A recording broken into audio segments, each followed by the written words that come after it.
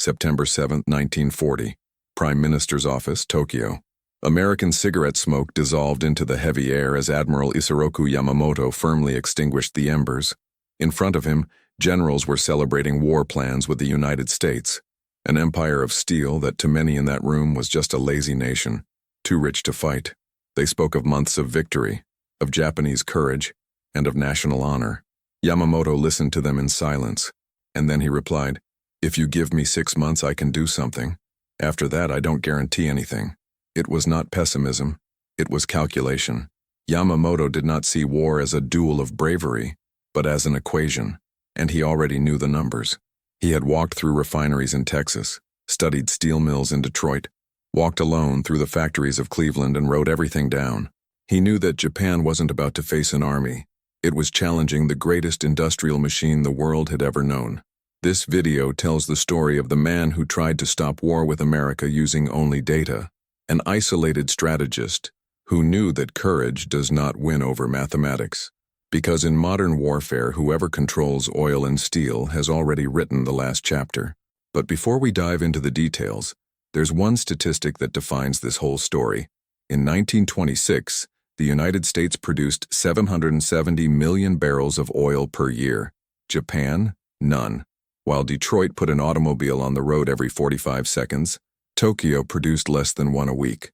Yamamoto saw these numbers up close, noted, calculated, and he concluded, Japan would have, at most, 6 months of freedom before being crushed by a force that did not use swords, but assembly lines. If you value true history, based on facts and not myths, consider leaving the like and subscribing. This helps the channel to continue bringing the stories that the books forgot, but the numbers confirm. Born on April 4, 1884, in Nagaoka City, Niigata Prefecture, Isoroku Yamamoto was the 6th child of an impoverished schoolteacher. The name Isoroku was not a poetic choice. It literally meant 56, his father's age at the time of his birth. In the Takano house, there was no room for romanticism. There were sweet potatoes instead of rice, rationed barley instead of luxury, and the certainty that the world was driven by effort. He grew up between books and silence, inheriting discipline from his father and from poverty, the obsession with doing more with less.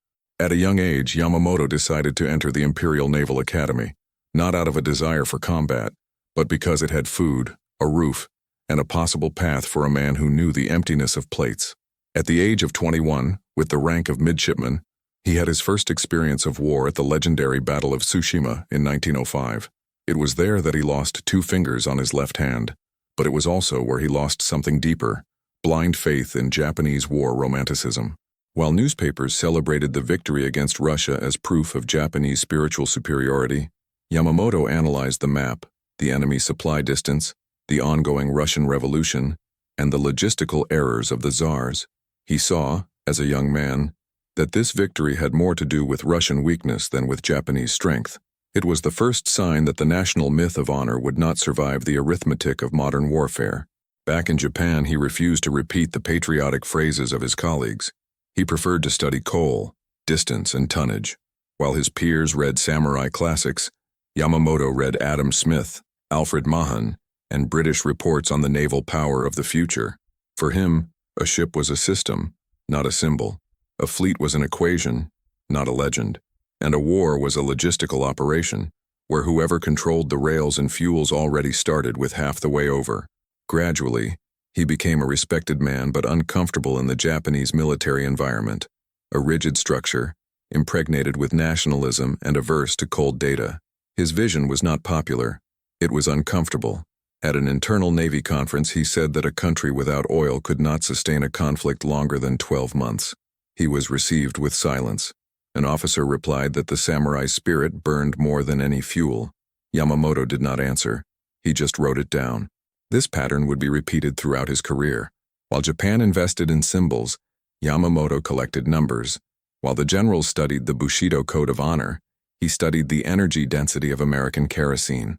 In one of his letters, he wrote, "Japan is a country of memories, but the next war will be made by machines, and machines don't respect myths."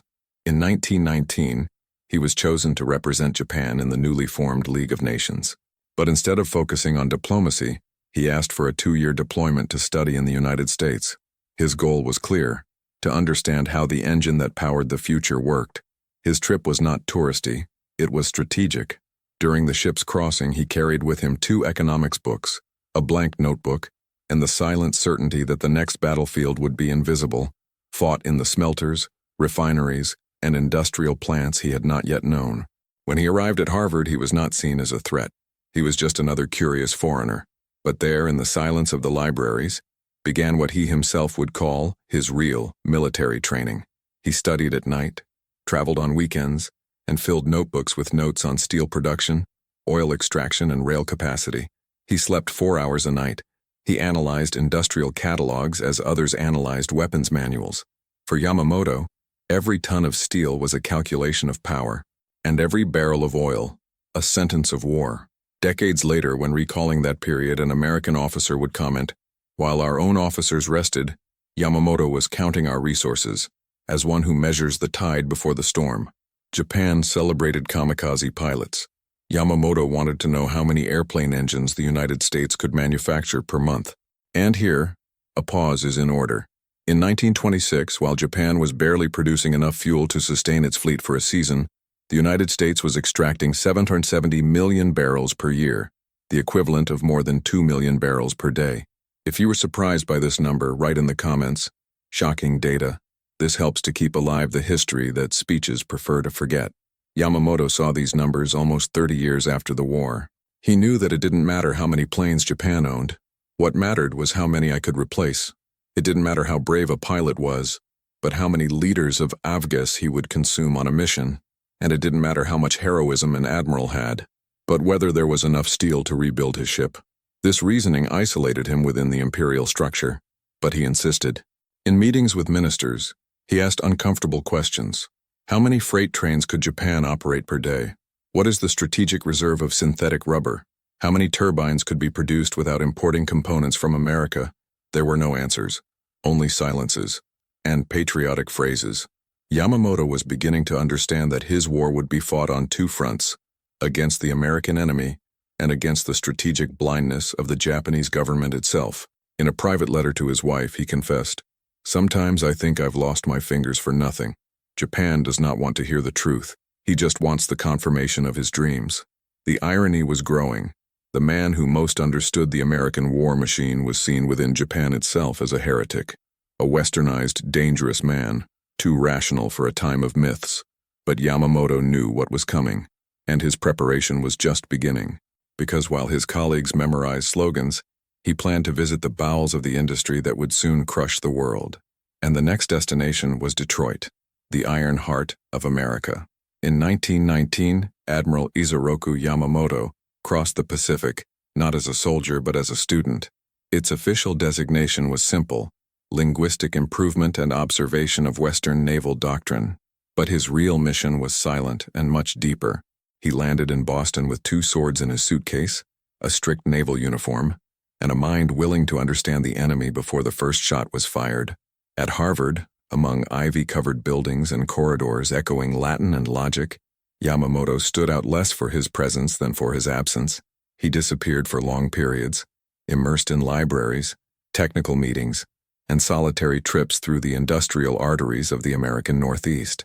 His academic performance in English was average, but what he really studied wasn't on his report cards.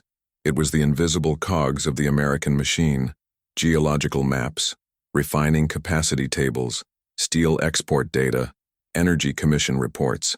While other students worried about exams, Yamamoto filled notebooks with numbers, distances, and tons. He understood that the future of wars would not be decided by saber heroes, but by assembly lines, rail routes, and power distribution centers. In the Widener Library, isolated among piles of technical manuals, the Japanese admiral deciphered a new language, the language of logistics chains. His interest in oil was almost obsessive. He read studies on the Texas basins, analyzed reports from Standard Oil, and came to the following conclusion: 65% of all the world's oil was extracted in American territory. By 1919, the United States had already produced 378 million barrels. Japan, dependent on imports and with no known reserves, could not even keep its fleet operational without fuel coming from its own future enemy. Yamamoto realized that it wasn't just about having oil, it was about the infrastructure to extract, refine, and transport it accurately. That was the real arsenal. But oil was just the beginning. What impressed him most was the industrial systematization. He visited factories, observed power plants, toured commercial docks and railroad depots. In New Jersey, it observed the coordinated operation of rail cars carrying ore and coal with mathematical efficiency.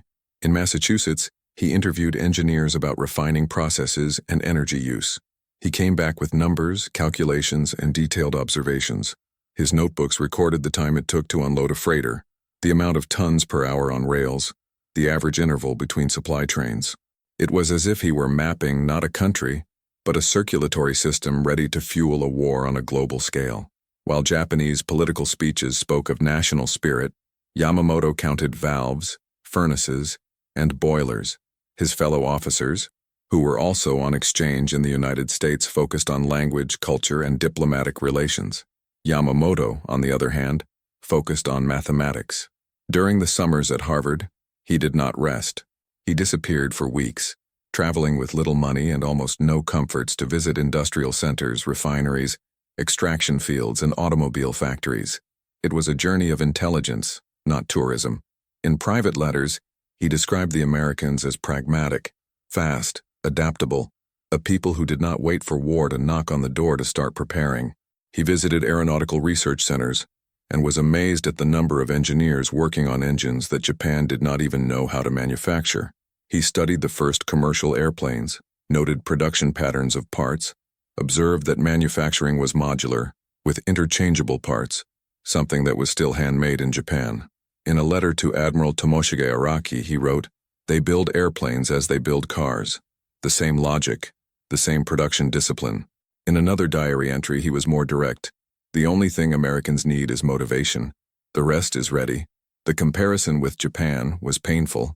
While he saw American factories operating 24 hours a day with mechanized shifts and their own electrical systems, he knew that in his country there was still discussion about whether naval electrification was necessary.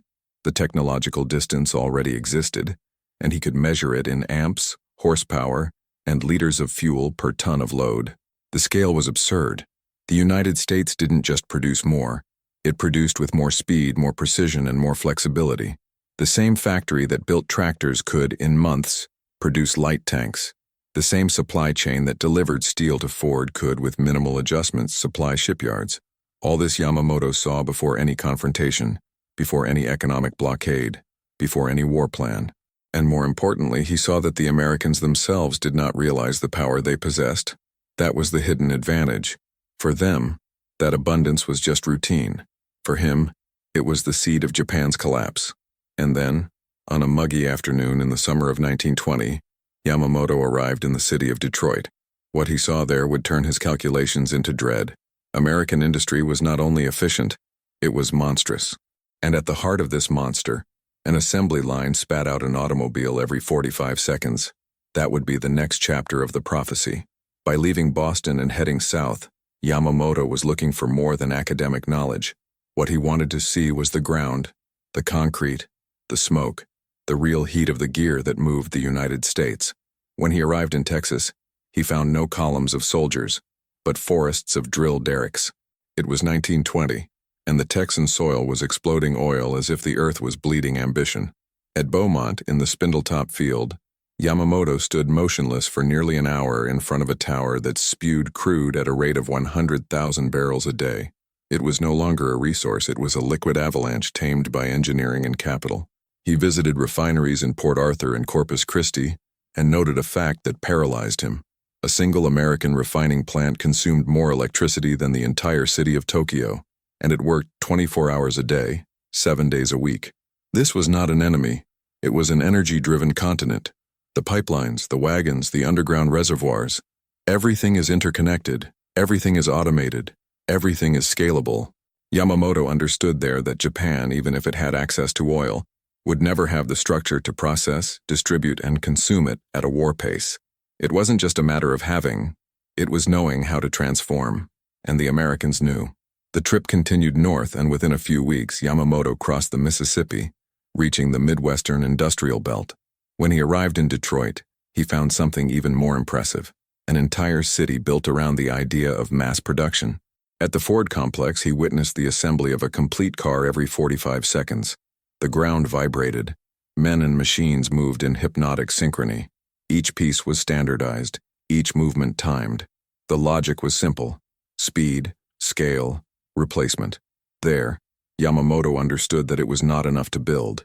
It was necessary to build fast, with redundancy, and with precision. He wrote in his notebook, "If they can make cars like this, they will make airplanes. If they make planes, they will make bombers. And if they make bombers, no one will stop them." He talked to engineers, workers, line managers. It looked at the supply chain that linked mines, smelters, railroads, and factories. Everything was designed to save seconds, not hours. In Japan, a production line was still artisanal, dependent on small workshops, individual techniques, and worker traditions. In Detroit, tradition was replaced by efficiency. For each man, a task. For each task, a machine. And for each machine, a reserve of parts. Yamamoto saw parts coming out of boxes as cartridges. The gears had no name. They had serial numbers. He wrote, "Modern warfare will be won by whoever has more bolts, not more swords." At an informal dinner, an American engineer commented that, if necessary, Ford could double its production in 6 months. Yamamoto smiled discreetly. "I knew that this was not propaganda. It was a real threat, not yet understood by his military colleagues in Japan." He returned to maps and plotted distances between industrial centers, oil fields, and railroad routes. It measured the transport time between a refinery in Texas and a port in New Orleans. He compared it to the internal Japanese distances, which depended on slow coastal ships and a limited rail network. The difference was brutal. The U.S. could mobilize resources from coast to coast with time accuracy. Japan could not even supply the Navy in peacetime with autonomy. And yet in Tokyo, there was talk of defeating the United States in direct combat. Yamamoto began to see clearly that it would not be a war between soldiers. It would be a race between systems, a duel of scales. And Japan wasn't just behind, it was off the track. In Cleveland, he witnessed the loading of 100 rail cars with rolled steel for export. Each wagon carried about 50 tons. It was enough steel to build dozens of planes or reinforce dozens of ships' hulls. The operation took 6 hours. In a brief note, he wrote, "Logistics wins." This phrase, years later, would be quoted by an American general when analyzing the Japanese defeat. In Buffalo, he visited research centers on metal alloys and propulsion. He realized that the Americans were already working on lighter, stronger engines, the kind of engines that would allow for high-altitude, long-distance bombing. It was not fiction. It was quiet preparation. In Tokyo, on the other hand, many officers still advocated the primary use of battleships, symbols of a naval war that was about to become obsolete. While Yamamoto looked to the future, his superiors were still stuck in the past. It was the same contrast that was repeated: tradition versus adaptation, spirit versus structure, honor versus tonnage. Yamamoto no longer saw the enemy as an army. He saw it as a power plant. And against a power plant, there was no glory that could resist. But there was still a dimension of the war that he had not explored. A new, silent, invisible domain: air. And Americans were already looking up at the sky with tools that Japan didn't yet possess, even on paper. It was at this point that Yamamoto decided to sail west. Your next destination: America's airplane factories, proving grounds, and aeronautical research centers. He had already seen how the enemy controlled the ground. Now he would see how they prepared to dominate the air. In 1921, after crossing half the country, Yamamoto arrived in the state of Ohio. The goal was clear: to observe the latest frontier of American power, the air. At Dayton, home of Wright Field, the Japanese admiral met engineers, mechanics, and officers who spoke not of honor or bravery, but of performance, aerodynamics, and fuel efficiency. Flight tests were done daily, with stopwatches and spreadsheets. Each takeoff was an experiment, each landing a correction. At the Glenn L. Martin Company, one of the pioneers in the serial production of bombers, Yamamoto observed the construction of aircraft in a modular process, similar to what he had already seen in the automobile factories in Detroit. But here, the impact was even greater. They were making machines capable of flying hundreds of miles with precision, carrying enough bombs to destroy entire factories, the same kind of factories that Japan had just begun to build. Glen Martin's structure was impressive: huge hangars, assembly lines with hydraulic equipment, ovens for materials testing, and above all, a mentality of repetition and scale. For each plane, there was a manual. For each piece, a spare number. There was no improvisation. There was planning. Yamamoto saw the birth of a new war, where the artillery came from the sky and the bombardment was not tactical, but strategic. While Japanese military manuals still taught the art of torpedo and naval dueling, the Americans discussed range, altitude, and penetration capability. In one of the hangars, he witnessed the testing of a new model with a reinforced fuselage and internal bomb bays, something that Japan did not even design at the time. It was the embryo of what years later would become the B-17 Flying Fortress.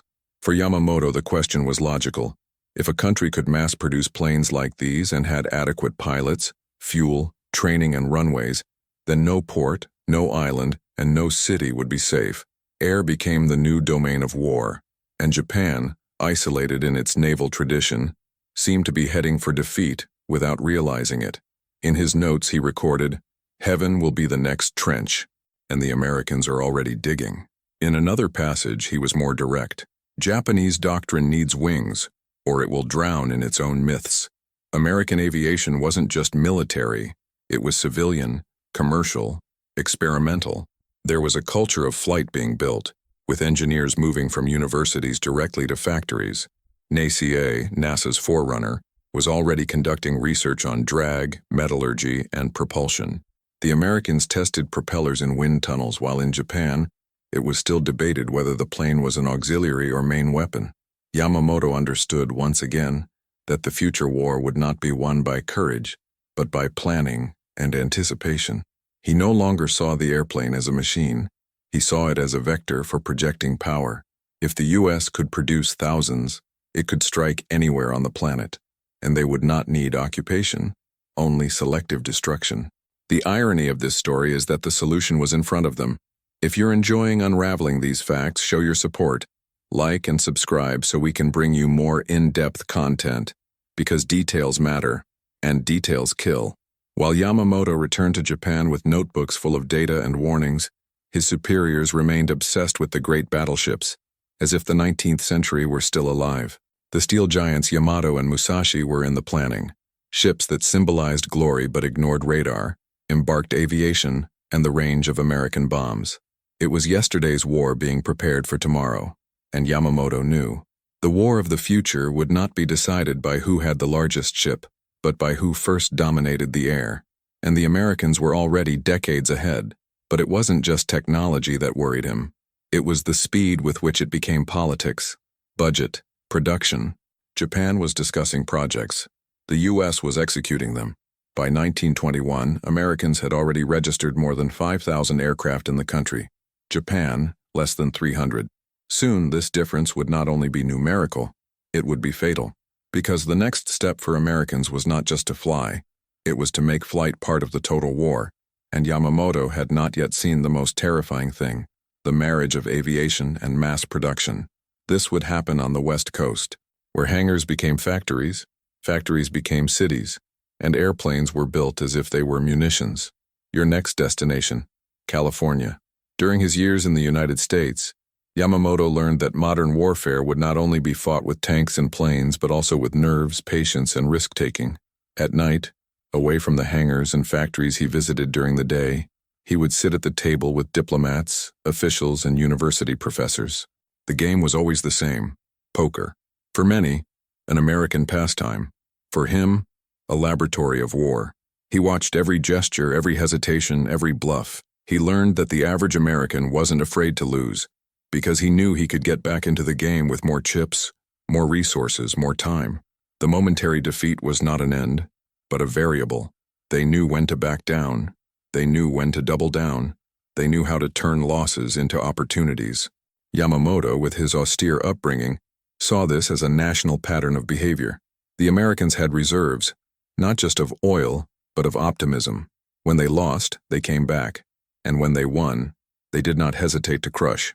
On one of those nights, watching a diplomat lose all the chips with a smile, Yamamoto wrote in his diary, They bet as they produce, boldly, and they always have more to play for.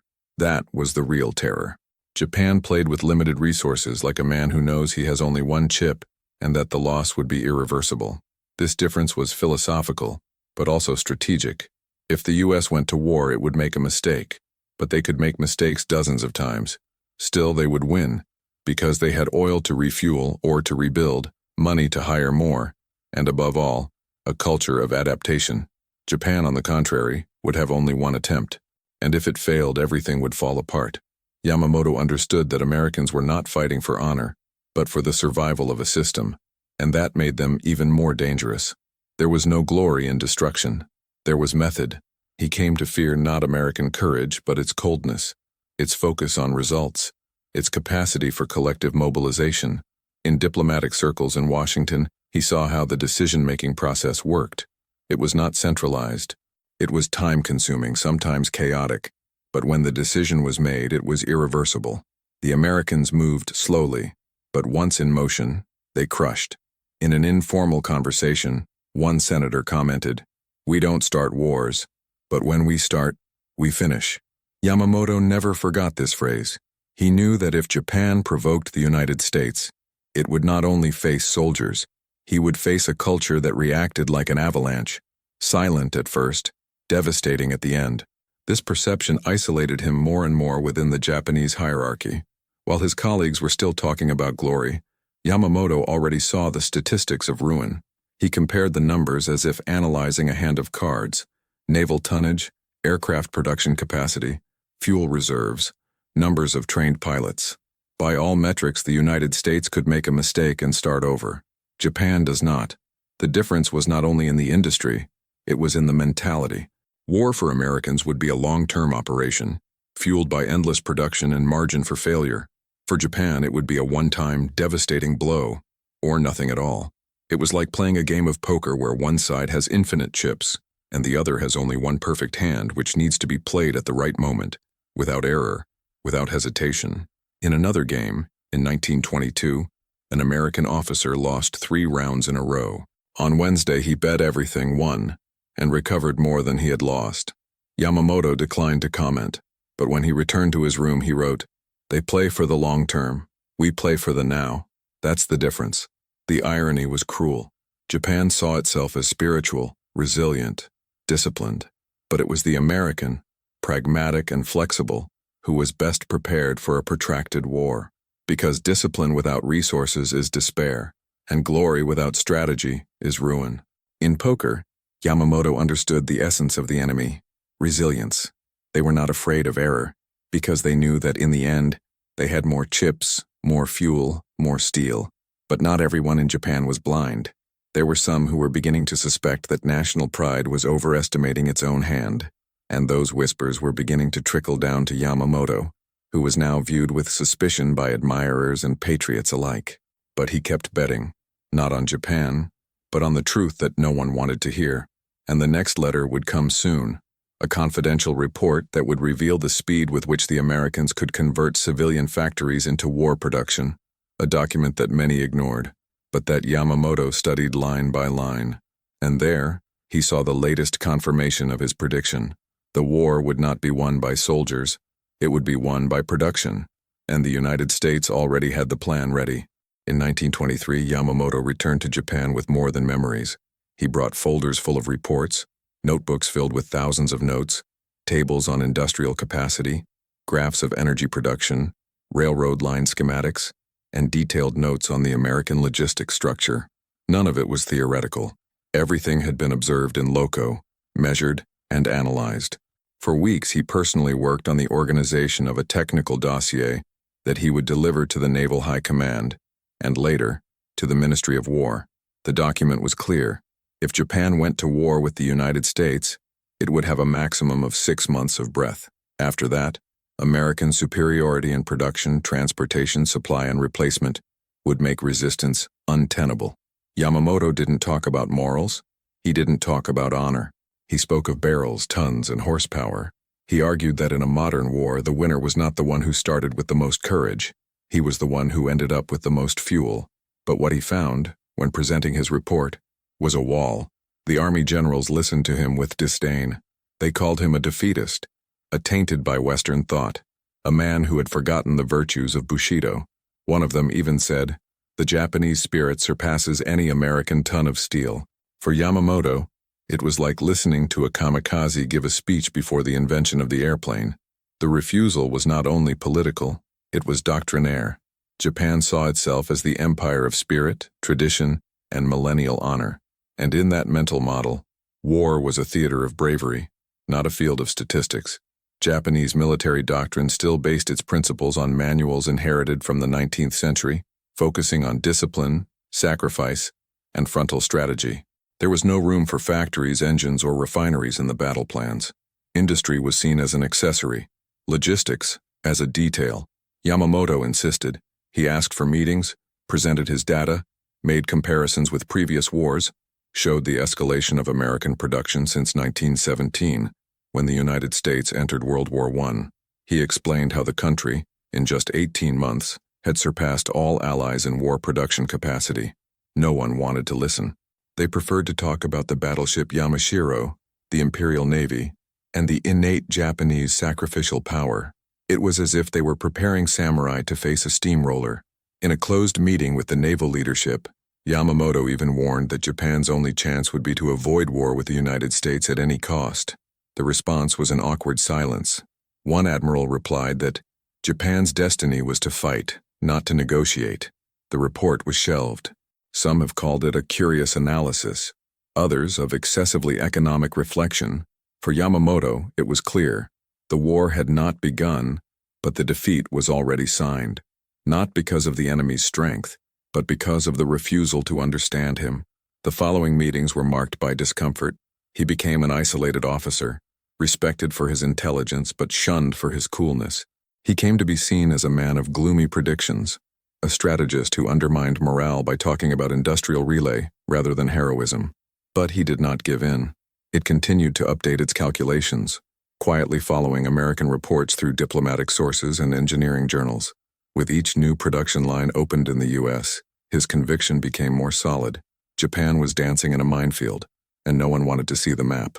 In 1930, in an informal meeting, he remarked to a fellow Navy, "They will not beat us on the battlefield. They will win at the factory. We will be drowned by spare parts." But this phrase, spoken with mathematical clarity, was received as heresy. The army was already making plans for territorial expansion, and when the first steps of the invasion of Manchuria began, Yamamoto understood that the clock had started ticking. The Japanese were entering a long-term war without even knowing what it meant. There was, for him, a painful irony. The leaders of the empire believed that they were bravely defying the West, but they were, in practice, accelerating their own extinction.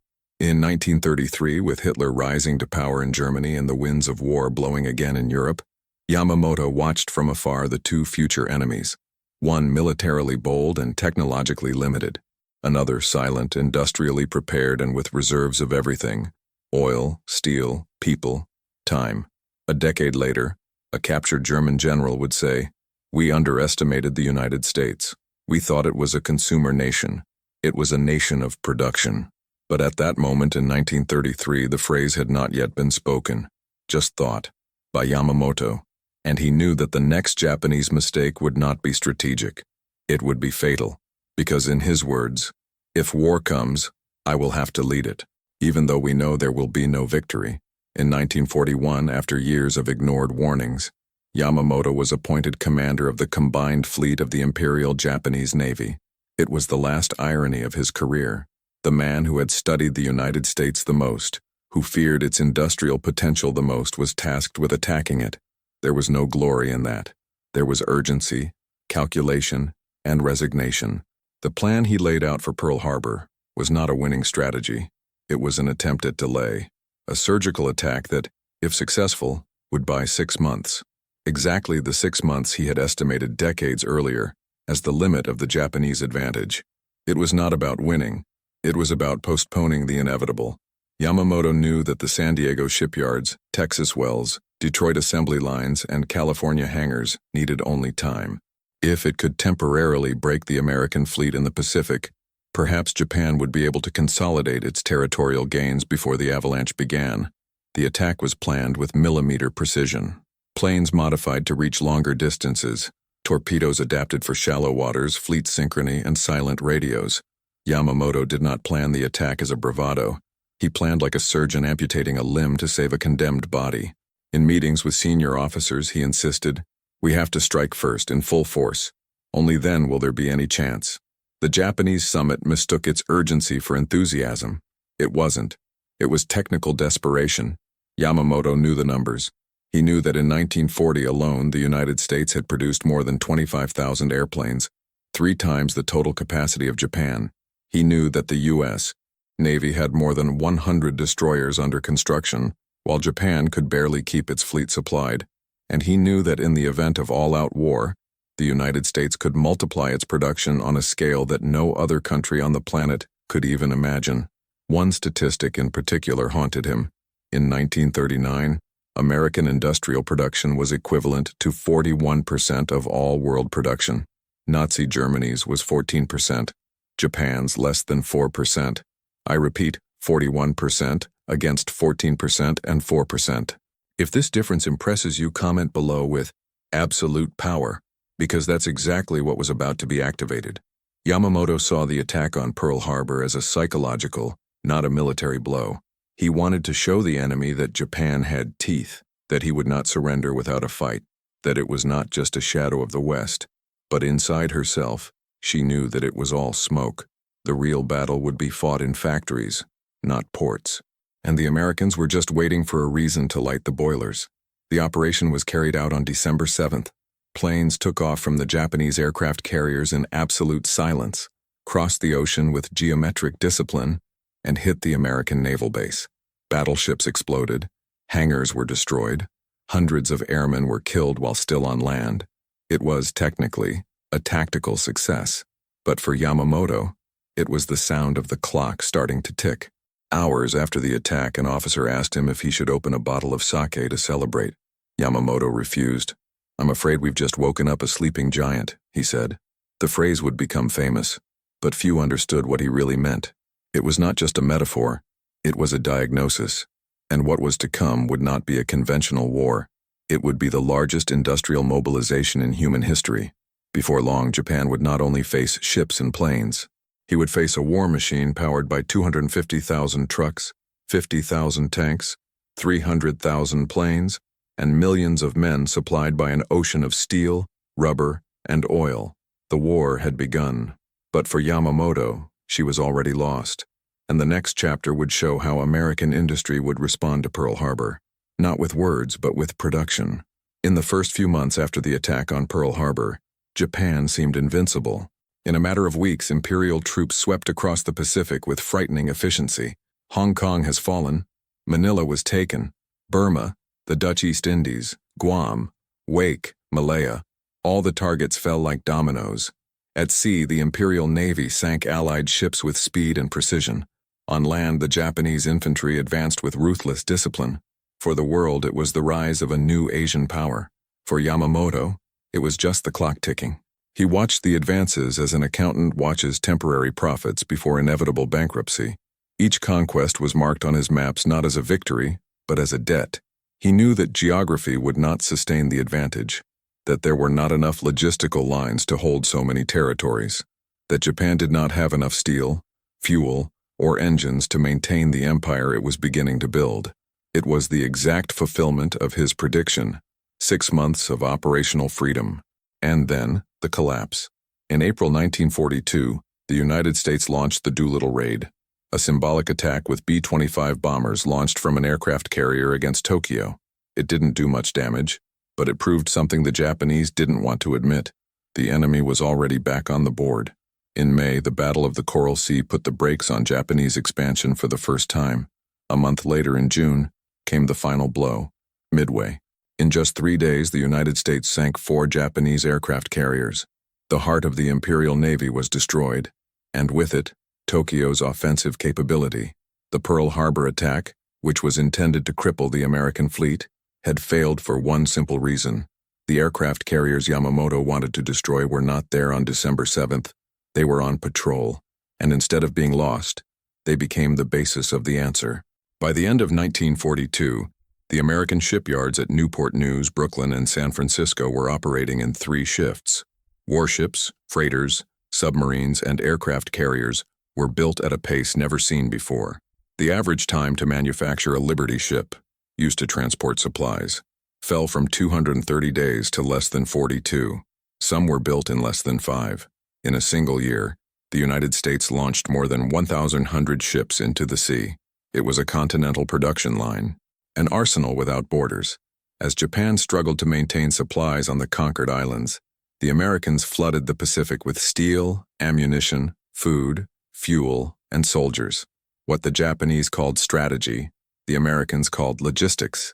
In August 1942, with the Battle of Guadalcanal, the U.S. Marines showed that the war had changed direction, and with it came the confirmation of Yamamoto's prophecy. 6 months of dominance, followed by a tide that was impossible to stem. The planes that the U.S. lost at Pearl Harbor had already been doubled. Tanks that were still in the prototype phase at the start of the war now crossed the Pacific by the thousands. With each ship sunk by the Japanese, 3 new ones appeared in the shipyards. It was a math war, and the equation was decided from the beginning.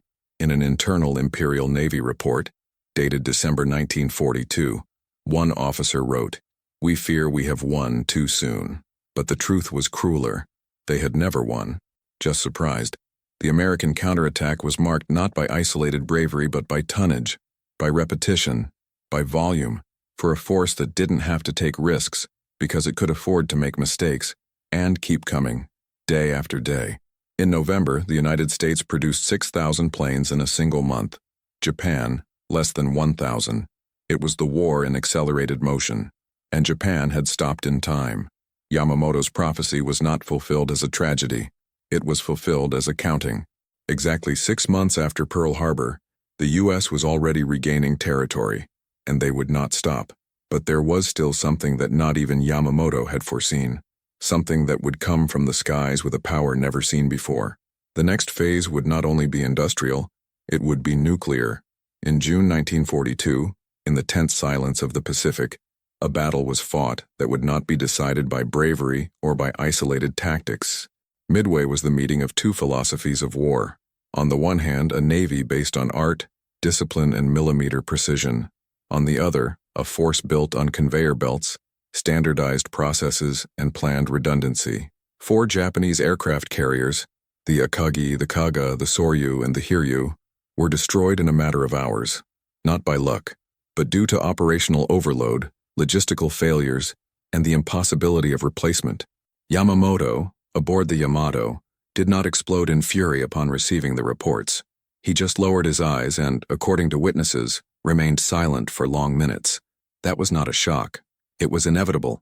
Since Pearl Harbor, the Americans had entered a rhythm of full mobilization. Naval intelligence had broken Japanese codes, but the victory there was not just cryptographic. It was material.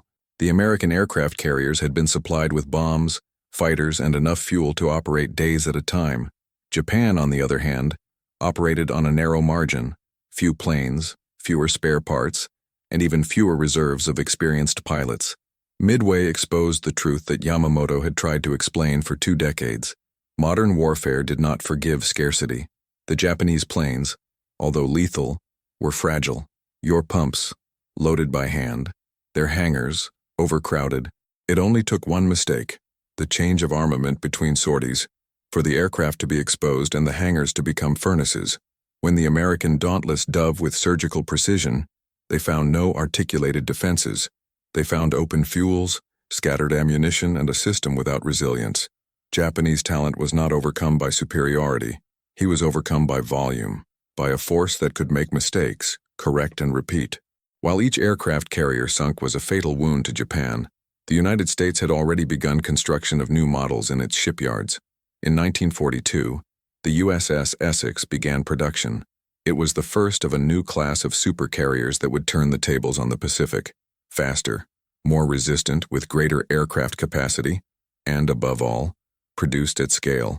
Between 1942 and 1945, the U.S. would launch 24 Essex-class aircraft carriers.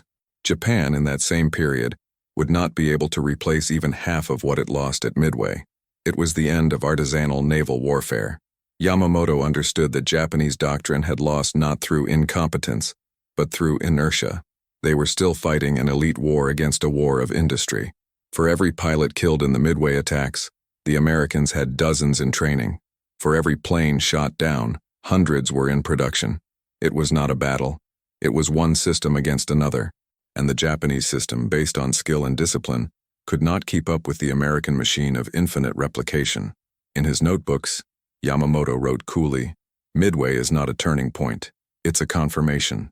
Japan's momentary superiority, won with boldness and surprise, would not stand the test of time, because time, in modern warfare, was measured in replenishments, replacements, and production cycles. And in this calculation, Japan was already defeated before the first shot. The numbers were definitive. In 1942, the United States built 47,800 airplanes. Japan, 8,800, a difference of more than 5 times. In tanks, the discrepancy was even greater. On boats, impossible to compare. The Americans simply manufactured more than was lost. And that changed the whole strategic logic. A captured Japanese commander would later sum up the tragedy with a dry phrase, "We fight like samurai. We die like workers." Midway sealed the fate of the Pacific, and it also sealed Yamamoto's fate. The Japanese Navy, amputated from its aircraft carriers, would never regain the initiative. Each ensuing battle would be a desperate attempt to stem a tide made of steel, aluminum, and kerosene. But the final blow was yet to come. An American response that would not come from the sea, but from the air, and not with ordinary airplanes, but with a bomber that carried in its belly the omen of an entire era. America's true strength lay not just in the scale of its industry, but in the speed at which it regenerated. While Japan prided itself on training its pilots in naval schools that required years of discipline, honor, and technical excellence, the United States created a standardized, replicable, and mechanized system for training combatants en masse. It took a Japanese pilot up to 2 years to be fully combat clear. In the U.S., this cycle has been reduced to less than 6 months. With training camps spread across dozens of states such as Texas, California, and Florida, the country has turned into a human assembly line. In 1943 alone, more than 193,000 pilots were trained, more than the total number of crews available in the Axis. Meanwhile, Japan began to turn to teenagers with a few hours of flight time, improvising heroes in place of lost veterans. Modern warfare did not tolerate this kind of backwardness. Every pilot lost by the Japanese was an irreparable gap. For Americans, it was a predicted statistic, and replaced before it was needed. The same was repeated at sea. It took Japan more than 2 years to build the aircraft carrier Shokaku. The U.S., at this point in the war, was launching 1 aircraft carrier per month. The Essex class, created just after the initial shock of Pearl Harbor, was designed to be assembled quickly, with prefabricated modules and reversible engineering. Each ship was faster, more robust, and more capable than the last. It was a process blind to emotion, and for that very reason, invincible. Yamamoto had understood this from his earliest days on American soil. He knew he was not facing a nation that valued singular heroism, but one that bet on systems resilience. A downed plane, a lost tank, a sunken ship, everything was already in production before the loss happened. It was like fighting an organism that regenerated faster than it injured itself. American logistics automation extended beyond production. It included spare parts, pre-positioned fuel, dedicated railroad lines, convoys protected by specialized escorts, and a communication network based on redundancy and efficiency. Convoys crossing the Pacific, for example, were fueled by adapted civilian tankers, refueling on the high seas and reducing vulnerability on islands. Floating depots, such as those that operated at Ulithi and Guam, allowed entire fleets to be repaired, refueled, and rearmed without the need to return to the continental base. While Japan spent gigantic logistical resources to supply garrisons on remote islands with vulnerable small vessels, the United States brought floating cities to the theater of war. It was, in strategic terms, a victory by saturation. Japan believed in excellence. The U.S. believed in scale.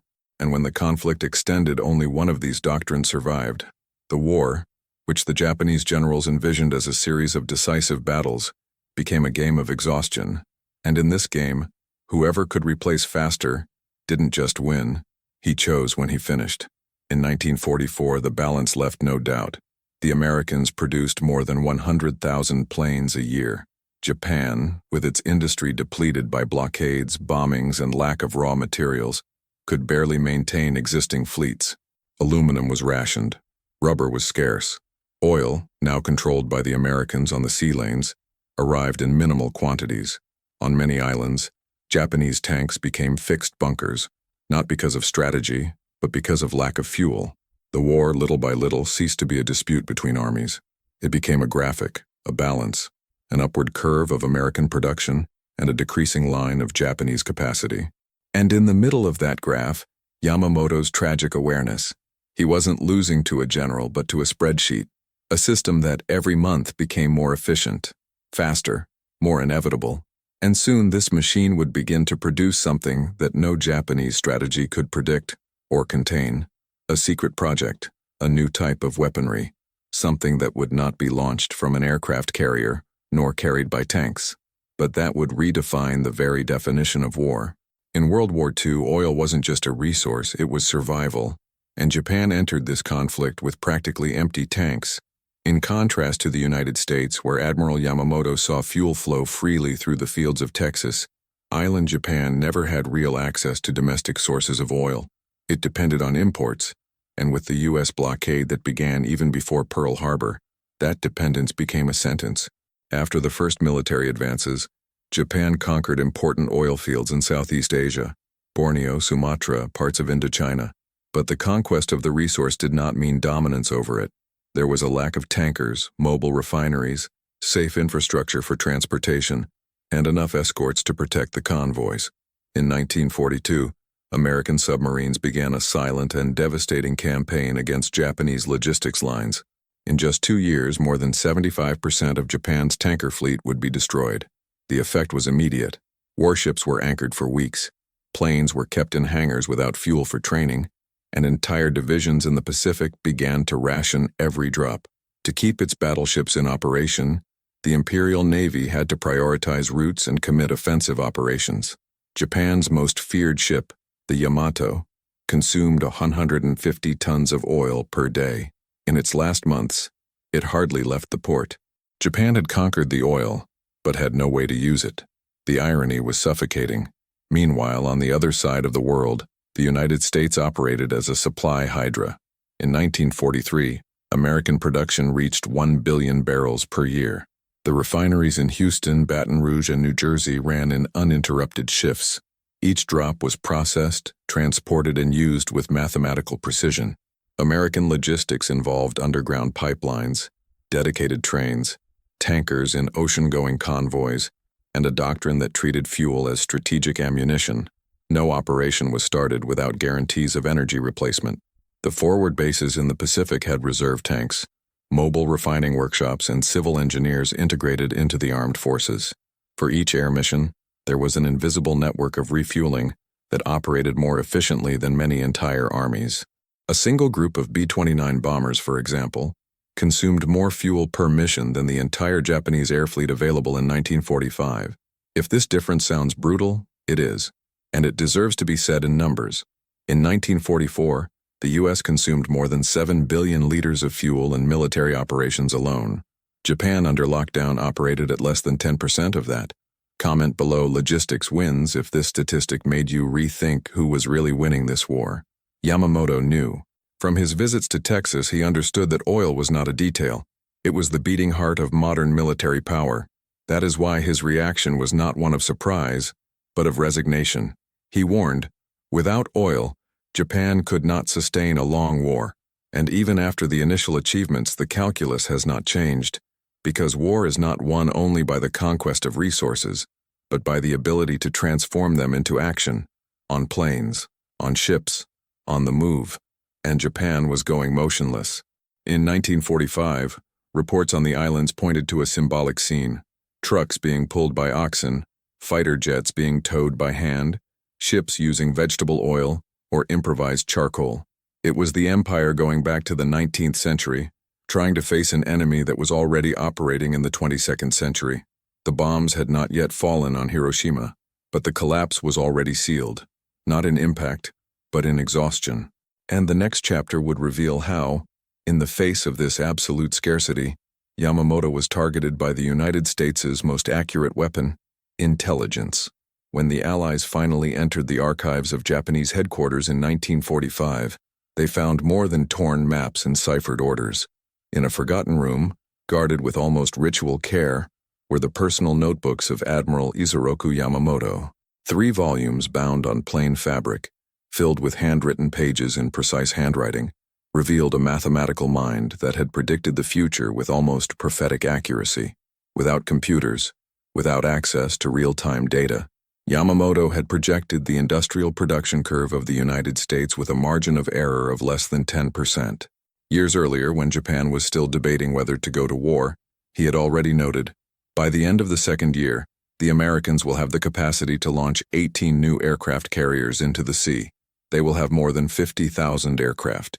Monthly steel production will exceed 7 million tons. If we don't win by then, we won't win anymore. These estimates, made on the basis of factory visits, market studies, and American economic publications, were recorded with numbers, graphs, curves, and observations that transformed the notebooks into historical documents, not of opinion, but of advance auditing. In a letter written in 1938 to a fellow Navy member, Yamamoto wrote, "You call me a defeatist, but American arithmetic is merciless. They don't need courage, they just need time." And indeed, by cross-referencing their notes with the official records of the U.S. war industry, Allied analysts realized the scale of the tragedy. Japan did not lose by surprise. It lost by decision. He had the information. There were the reports. He had the evidence, but he chose to ignore it. The cult of Japanese spiritual superiority treated Yamamoto's data as heresy. Generals accused him of having been contaminated by Western thought. His memos were shelved. His projections discarded. And with that, the country plunged into a war that was already numerically lost.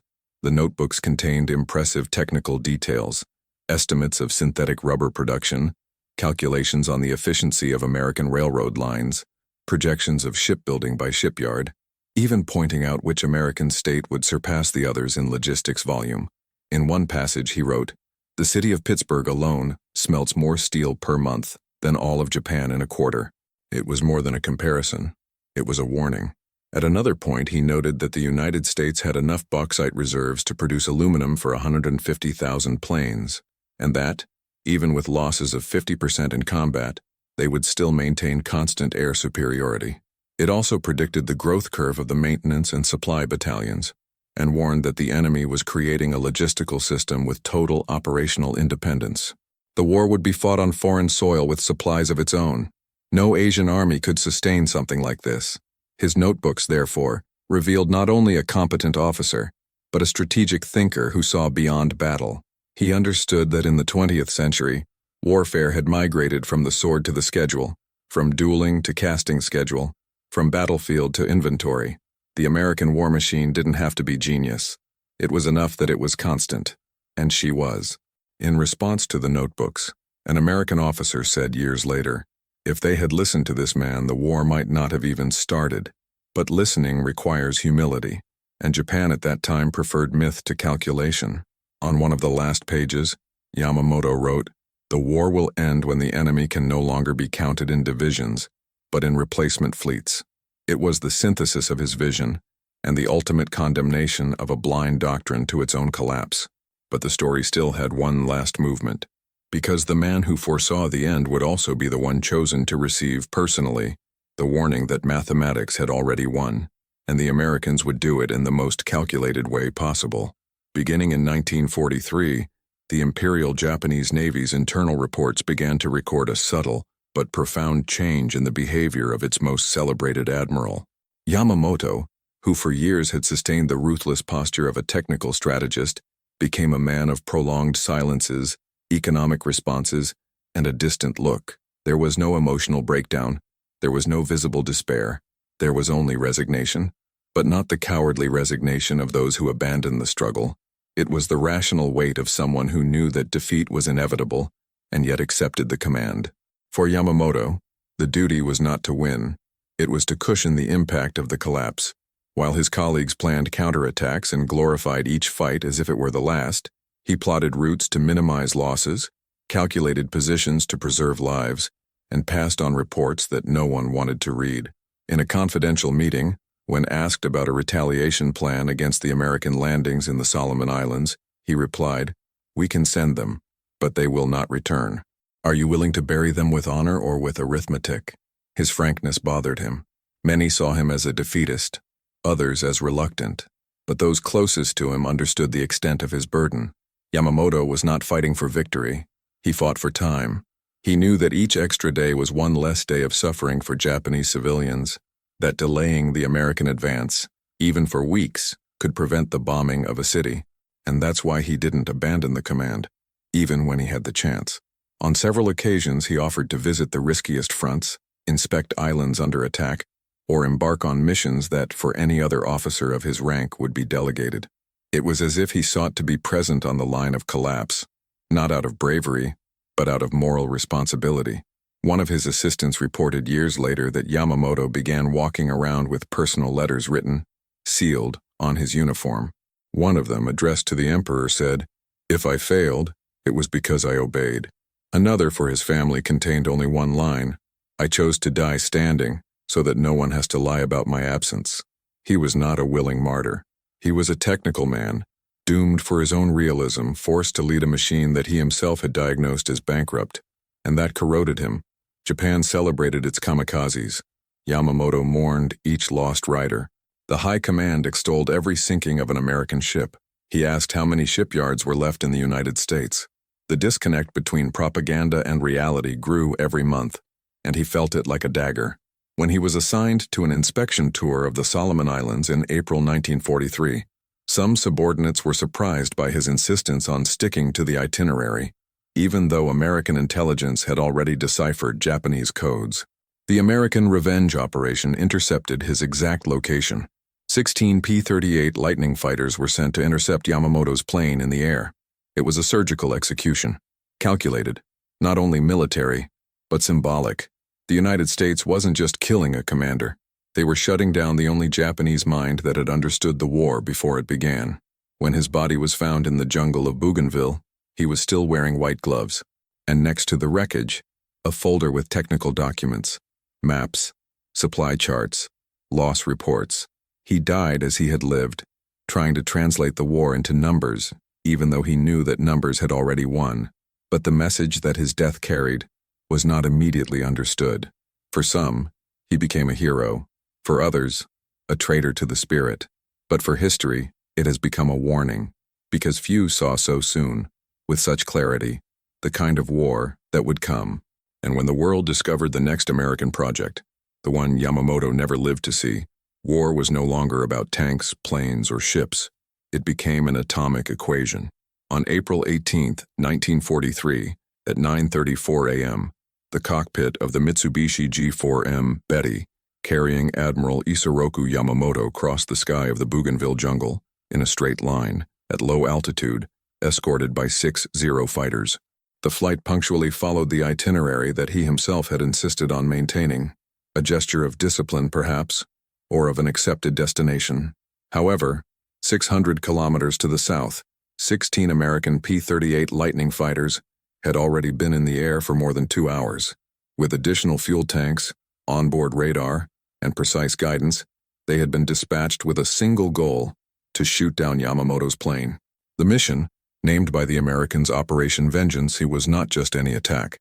It was the technical culmination of everything Yamamoto had feared. To find it in the middle of the ocean, the U.S. used radio intercepts deciphered by the Ultra Project, calculations of time, speed, and trajectory on an operations table. Every mile of the mission had been planned with millimeter engineering. The P-38s were planes that Yamamoto knew well, Allison V-1710 engines, a range of more than 1,800 kilometers, firepower concentrated in the nose, capable of shooting down aircraft before they were even seen. Maximum irony, he had studied those engines in Ohio decades earlier. He had praised the cooling system and warned his superiors that when mass-produced, they would become a logistical nightmare for any enemy air force. Now those same turbines roared over the Pacific in search of the man who knew their limits best. At 9:43 a.m., Allied radars confirmed visual contact. Within seconds, the Japanese protective formation was broken up. Yamamoto's plane plunged over the rainforest with its right engine on fire. A single well-aimed shot had torn the fuselage. There was no battle. There was no time for maneuver. It was a technological execution. An American plane, guided by cryptographic intelligence and fueled by oil that Yamamoto studied in the fields of Texas, crossed an entire ocean to kill a specific man, at the exact minute, with the exact weaponry. That was the power of the American war machine. Absolute precision, applied with surgical coolness. The irony does not end there. After the attack, reports indicated that the P-38 still had enough fuel to return to base safely. An operation that involved radar, encryption, long-range engines, and global air logistics. Everything Yamamoto tried to explain to his country, everything his nation despised. Yamamoto's death was not heroic in the classical sense. There was no final combat, no symbolic resistance. It was the confirmation of what he himself had predicted, that modern warfare is not won on the battlefield, but in command centers, on logistics maps, in fuel depots. And this technically perfect execution marked the moment when Japan ceased to have strategic hope. Because if the Americans could do it with one man, they could do it with any fleet, any base, any city. The technology that Yamamoto respected, studied, and feared was exactly what sealed his end. He was not betrayed. It was overcome. The war he had tried to avoid caught up with the same math that obsessed him. The irony of this story is that the solution was always before them. If you're enjoying unraveling these facts that books ignore, like and subscribe. This helps us to continue revealing the technical side of the story, because there was still one last piece in the equation. A secret American project, hidden in the desert, that would redefine the concept of absolute power. And Yamamoto, even dead, had already foreseen the kind of war he would inaugurate. Yamamoto's death was announced to the Japanese people with military honors, official ceremony, and carefully measured words.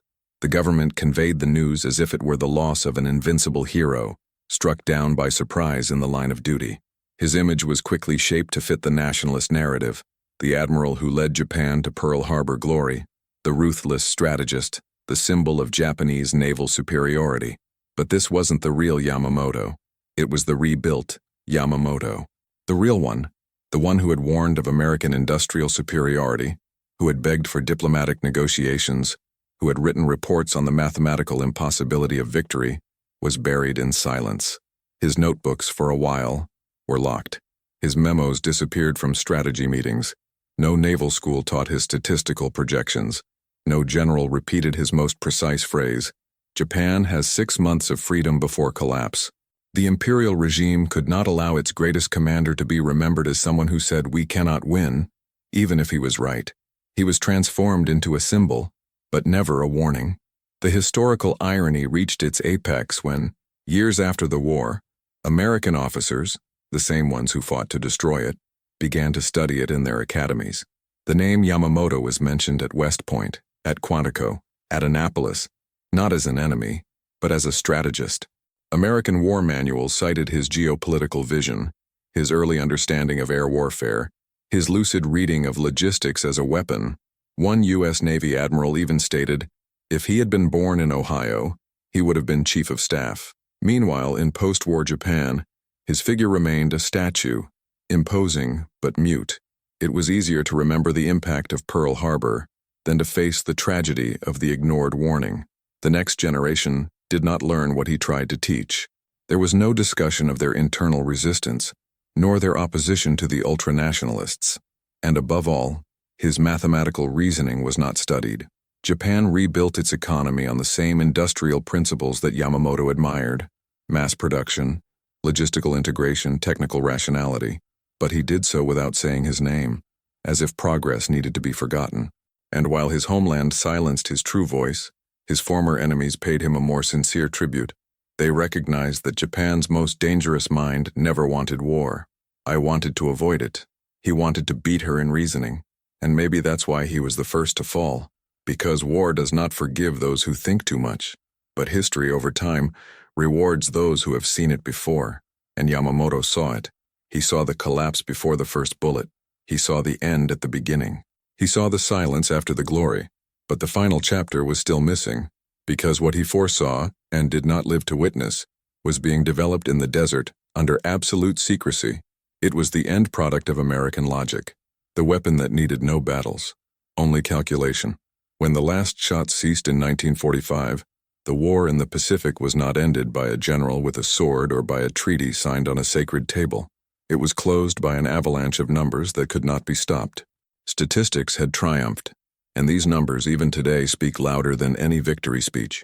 While Japan produced 76,000 aircraft throughout the war, the United States launched more than 300,000, an average of nearly 40,000 a year, or 3,000 a month. When you look at aircraft carriers, the difference becomes abysmal. 141 aircraft launch ships were built by the Americans. Japan, only 16. And not just in quantity, but in scale and versatility. The United States has developed everything from light aircraft carriers and escorts to true floating cities, capable of operating for months without supplies. In logistical terms, the difference was grotesque. While Japan handled 4 million tons in merchant ships during the entire war, the United States operated with more than 33 million, sustaining simultaneous theaters of war in the Pacific, Europe, North Africa, and the Atlantic. The Japanese war effort, however determined and courageous it was irrelevant in the face of the scale of American production. The Michigan factories, the California shipyards, the Kansas airfields, and the training centers in Florida functioned as organs of a continental core, a country transformed into a machine. While Japan recycled aluminum cans and asked families to save rice, Americans used aluminum to build serial B-29 bombers and distributed military rations with more calories than the average Japanese diet. And it wasn't just a matter of natural resources. It was organization, efficiency, science. It was the application of mass production to systematic destruction. It was industrial rationality at the service of total war. For every ship sunk, 2 were launched. For every pilot lost, 5 new ones were trained. For each base bombed, a new era built closer to the enemy line. The war that the Japanese and also the Germans hoped to wage was based on glory, tactical precision, individual talent, and national spirit. The war they faced was fought by assembly lines, steel belts, and logistical algorithms. A war in which victory was decided not by bravery, but by replacement. And in this scenario, Yamamoto's predictions sound not like analysis, but premonitions. He saw it all before. He saw the energy power of Texas, the furnaces of Pittsburgh, the engine factories in Ohio, the railroad hubs of Chicago. He saw that the real front was not the Sea of Japan, but the rails, barrels, cranes, and fuel tanks that supplied a moving continent.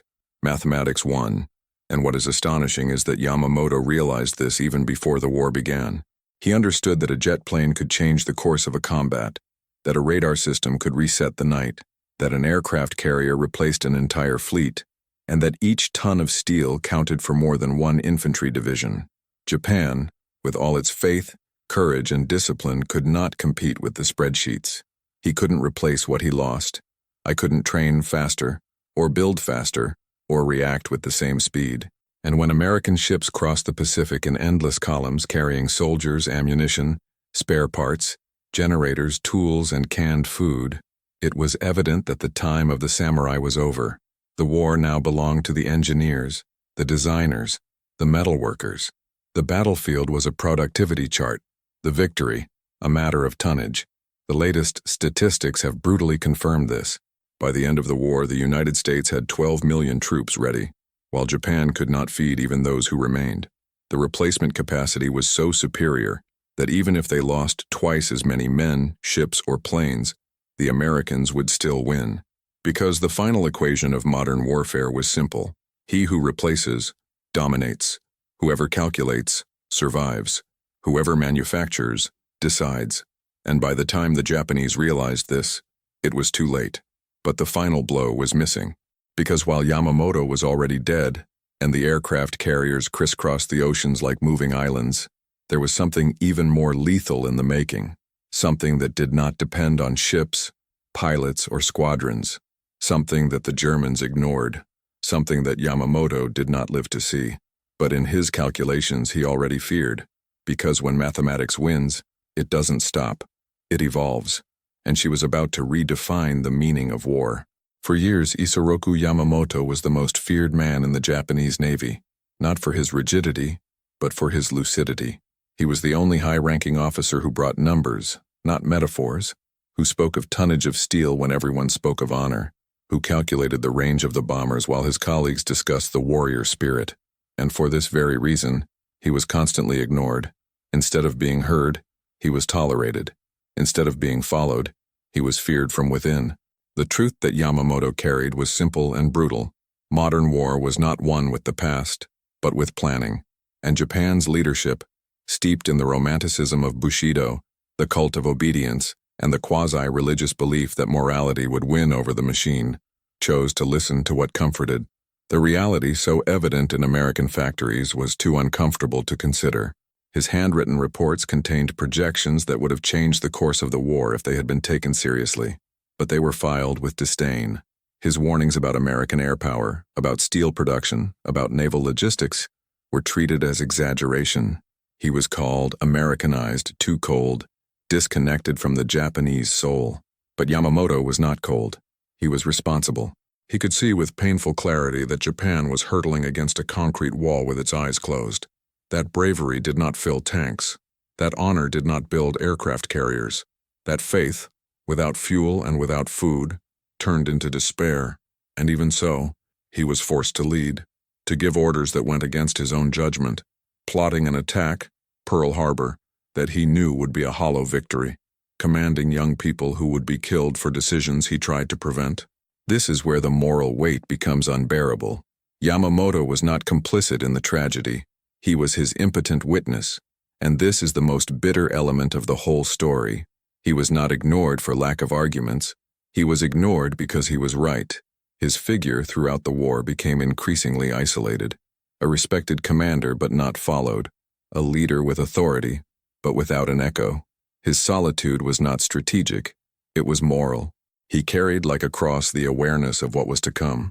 He knew that every Japanese advance was temporary, that every victory in the first 6 months would be reversed with interest, that each sunken ship would be replaced by 5, that each lost pilot would be replaced by 100. He knew that Japan, in choosing the path of war, had also chosen defeat. And even so, he remained, not for glory, but to try, with the little control he had left, to reduce the impact of the disaster. There is something profoundly human about this choice, to lead, even knowing that one is heading towards the abyss, not out of blind faith, but out of duty. And this duty was costly. It cost him his life and Japan, his soul, because what followed was exactly what he predicted: a country in ruins, burnt cities, millions dead, and a traumatized generation. The choice to ignore reality in the name of myths cost more than battles. It cost the future. This is where Yamamoto's story turns into a lesson, on trial, not only of him, but of all those who preferred to close their eyes, of all those who chose easy speeches instead of harsh analyses, of all those who denied the numbers and embraced delirium. Because history does not forgive arrogance disguised as tradition, and in the end, mathematics wins. War, as he himself said, is not won by those who attack first, but by those who can always attack. And the United States, with its engines, its maps, its graphics, has always attacked, until there was nothing left. But Yamamoto's story does not end with the war. It continues as a mirror for all nations, leaders, and societies that even today choose myth over given, emotion over analysis, rhetoric over preparation. And if this story resonates to this day, it's because what he saw wasn't just about Japan. It was about the risk of every civilization that refuses to listen to those who think.